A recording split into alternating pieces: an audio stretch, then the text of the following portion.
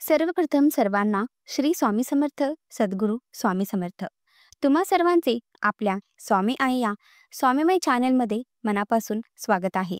स्वामींच्या कृपेने नेहमीच तुमच्या आयुष्यात सुख, समाधान आणि आनंद असावा, इतकीच मी आपल्या स्वामींच्या चरणी प्रार्थना करते आणि आजच्या नवीन आणि सुंदर व्हिडिओला पुन्हा नव्याने सुरुवात करते.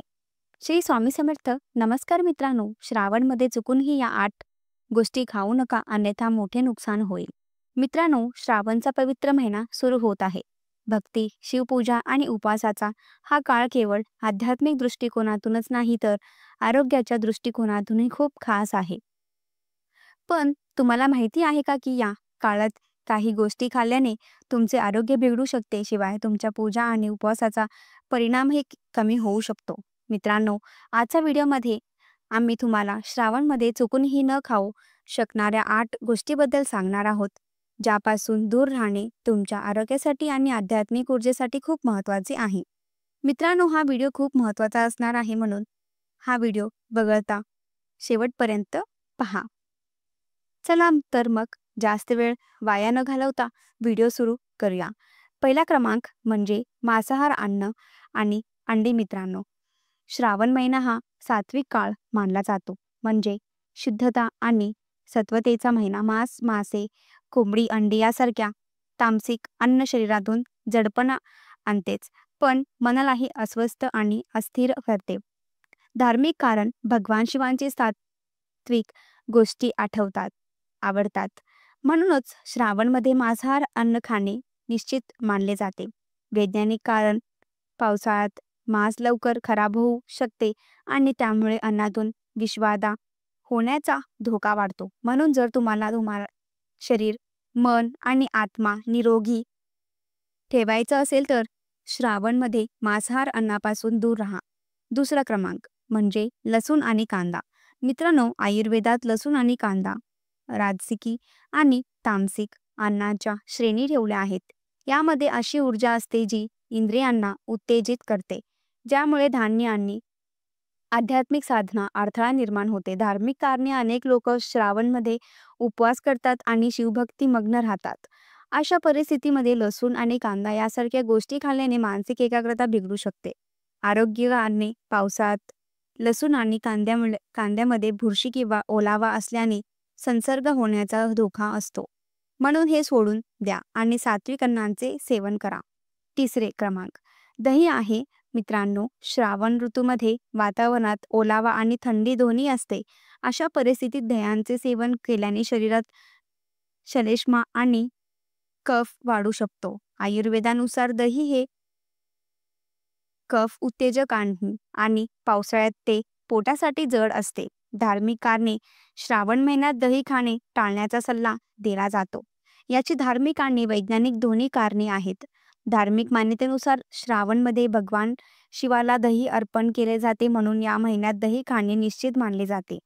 वैज्ञानिक दृष्टिकोनातून श्रावणमध्ये दही खाल्ल्याने पचनक्रिया मंदावते, म्हणून पचनक्रिया मंदावते त्याऐवजी तुम्ही ताक किंवा दह्याचे सेवन करू शकता. मित्रांनो, जर तुम्हाला हा व्हिडिओ अजून आवडला नसेल तर व्हिडिओला लाईक करा आणि जर तुम्हाला चॅनल नवीन असाल तर चॅनल सबस्क्राईब करा.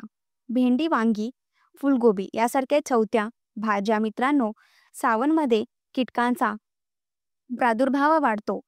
विशेषतः हिरव्या भाज्यामध्ये भेंडी, वांगी, फुलगोबी यासारख्या भाज्यामध्ये कीटक आणि गाणींचा धोका असतो. धार्मिक कारणामुळे अनेक उपवास आणि सणामध्ये वांग्याला देखील अपवित्र मानले जाते. आरोग्य कारण संसर्ग, पोटदुखी आणि अपचनाचा धोका वाढतो, म्हणून या भाज्यांपासून दूर राहा. कारण 5 आंबट पदार्थ: चिंच, लिंबू, आंब्याची पूड, आंबट पदार्थ. मित्रांनो, पावसाळा शरीराचे आणि रोगप्रतिकारक शक्ती कमकुवत होते आणि आम्लयुक्त पदार्थ पोटाशी अल्पता वाढवतात. आरोग्य कारण जास्त आंबट पदार्थ खाल्ल्याने आम्लता, घसा खवखवणे आणि सर्दी होणे शक्य आहे. धार्मिक दृष्टिकोन उपवासाच्या वेळी मन आणि शरीराला त्रास देऊ शकतो. तुम्ही लिंबू किंवा चिंच ऐवजी थोडी मीठ किंवा जिरे वापरू शकता. मित्रांनो, तुम्ही हा व्हिडिओ कुठून पाहत आहात आणि तुम्हाला हा व्हिडिओ कसा वाटला आम्हाला कमेंटमध्ये सांगा. क्रमांक 6 जास्त तळलेले पदार्थ, तेलकट आणि तळलेले पदार्थ मित्रांनो, श्रावण महिन्यात पावसाळ्यामध्ये पचनशक्ती कमकुवत होते. अशा परिस्थितीत समोसे, कचोरी, पकोडे यासारखे तळलेले पदार्थ खाणे आरोग्यासाठी हानिकारक ठरू शकते. आरोग्याचे कारण तेलकट अन्न शरीरात चरबी, आम्लता आणि बद्धकोष्ठता वाढवते.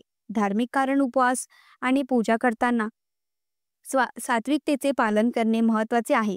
हलके उकडलेले आणि कमी मसालेदार अन्न अधिक फायदेशीर आहे. मित्रांनो, जर तुम्हाला व्हिडिओ उपयुक्त वाटला तर तो शेअर करा. क्रमांक 7.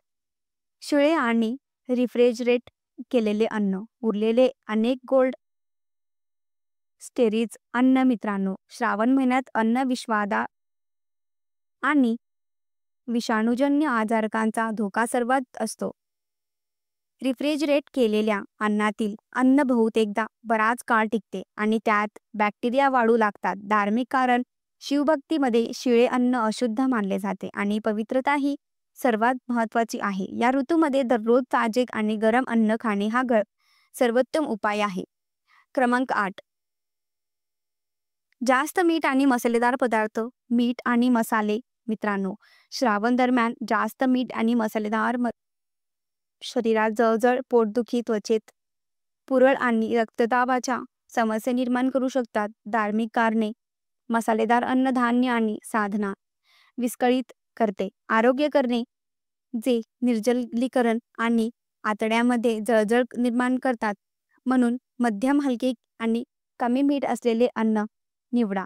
मित्रांनो, श्रावण हा केवळ धार्मिक श्रद्धेचा महिना नाही, तर तो नैसर्गिक डिटॉक्सचा देखील काळ आहे. या पवित्र महिन्यात तुमचा आहार संतुलित ठेवा, सात्विकता स्वीकारा कारण आणि शिवभक्त वरील लक्ष केंद्रित करा. श्रावणमध्ये पाळाव्यात अशा काही गोष्टी ज्या पाणी थांबलेले किंवा ओढे ठेवलेले पाणी पिऊ नका. पावसाळ्यात पाण्यात कीटक किंवा सूक्ष्म जंतू वाढण्याची शक्यता असते. नेहमी उकळलेले किंवा फिल्टर केलेले पाणी प्या. जास्त गोड पदार्थ टाळा. गूळ, साखर, मिठाई या प्रमाणात जास्त घेतल्यात कीटक संसर्ग, सर्दी आणि पचनाच्या समस्या वाढू शकतात. मध्यम प्रमाणातच घ्या. जास्त थंड आईस्क्रीम, कोल्ड्रिंक, ड्रिंक्स टाळा. हवा ओलसर असल्यामुळे शरीराचे तापमान समतोल बिघडू शकतो आणि सर्दी खोकला वाढू शकतो.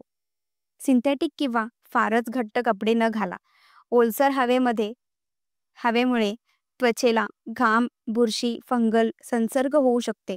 शक्य असल्यास सुती हलके कपडे घाला. रात्री फार उशिरा जेवण टाळा. पचनशक्ती पावसाळ्यात मंदावते, त्यामुळे रात्री लवकर व हलके जेवण घ्या. फळे स्वच्छ धुवूनच खावा. पावसाळ्यात फळावरही बुरशी किंवा लहान कीटक असू शकतात. यामुळे फळे स्वच्छ धुवून आणि शक्य असल्यास सोलून खा.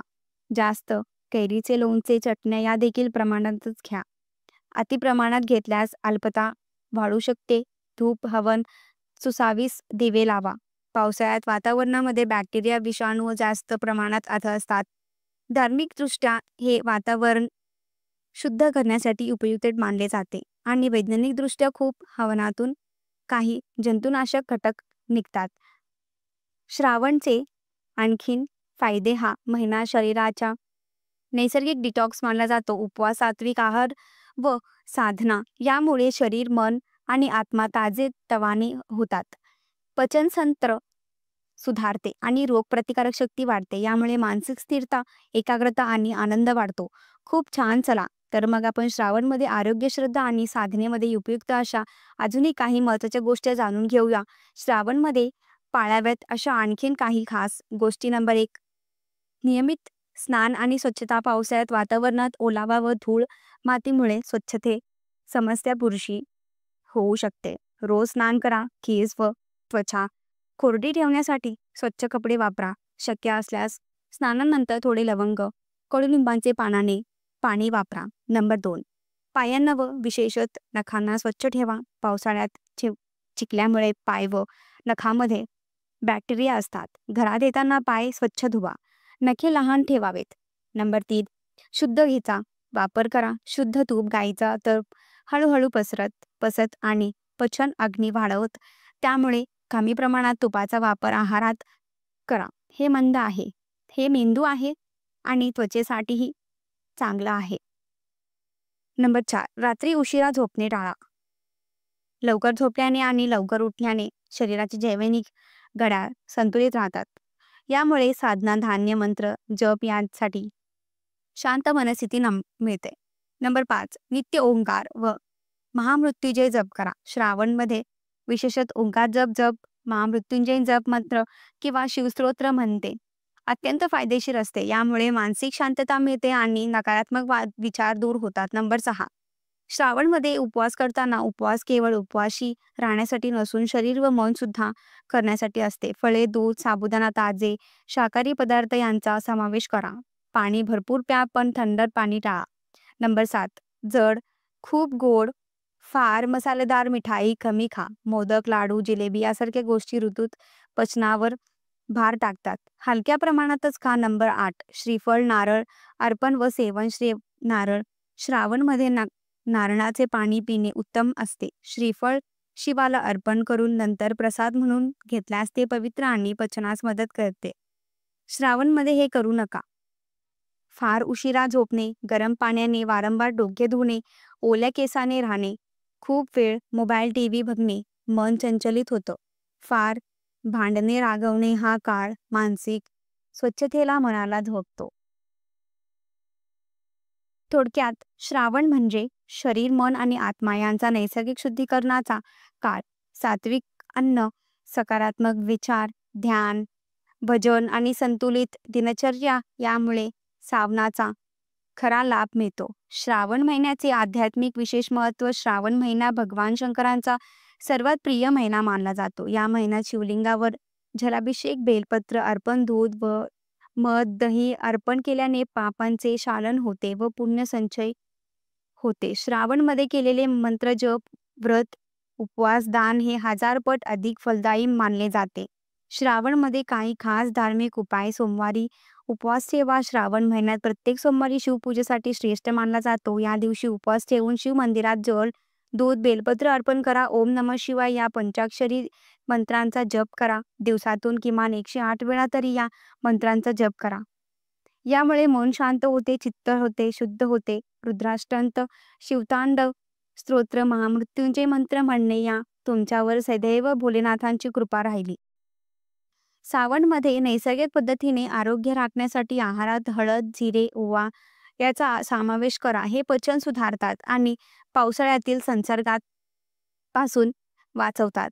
कोमट पाणी घ्या, थंड पाणी टाळा. पावसाळ्यात पचनक्रिया मंद होते. कोमट पाणी पिणे फायदेशीर. गोड व ओल्याचा चहा प्या. सर्दी, खोकला, घसा दुखणे यात आराम मिळतो. तुळशीचे पाणी खा किंवा तुळशीचा काढा घ्या. रोगप्रतिकारक शक्ती वाढवते. हातपाय नेहमी कोरडे ठेवा. ओले राहण्यास फंगस इन्फेक्शनचा धोका. श्रावणमध्ये सकारात्मक मानसिकता राहण्यासाठी दैनिक 10 ते 15 मिनिट ध्यान करा. ओंकारांचा जप करा. फक्त श्वासावर लक्ष ठेवा. चांगले ग्रंथ वाचा. शिवपुराण, भगवद्गीता, रामायण. दुसऱ्यांशी प्रेमाने बोला. राग टाळा, कारण श्रावण हा मानसिक स्वच्छतेचाही महिना मानला जातो. झाडे लावा, पाणी घाला. पावसाळ्यात रोपांचे संगोपन करा. यामुळे पुण्य मिळते. श्रावणमध्ये यासाठी काळजी घ्या. पावसात भिजल्यानंतर लगेच केस कोरडे करा. अनियमित झोप किंवा फार रात्रभर जागरण करू नका. अति खारट, जास्त लाल तिखट टाळा. त्यामुळे पचन बिघडते आणि पाणी साचू देऊ नका. घरात, अंगणात डास वाढवतात. व्हिडिओ आवडल्यास आपल्या स्वामी आई चॅनलला लाईक व शेअर करा. चॅनल सबस्क्राईब करायला विसरू नका. धन्यवाद.